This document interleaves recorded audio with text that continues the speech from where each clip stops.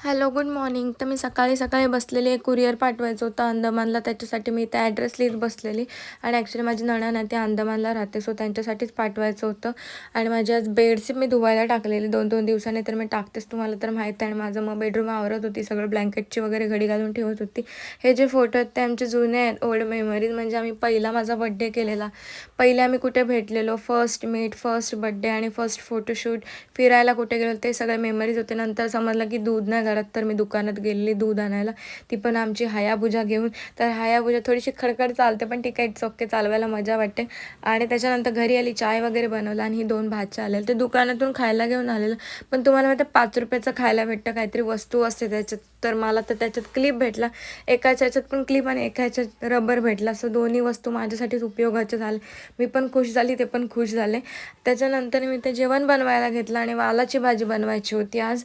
Actually आज खूप कंटाळा आला, पण ठीक आहे, केलं जेवण वगैरे. आणि मग माझं स्किन केअर केला डेली रुटीनचा. तर असा होता माझा आजचा दिवस. कसा वाटला कमेंट्समध्ये सांगा.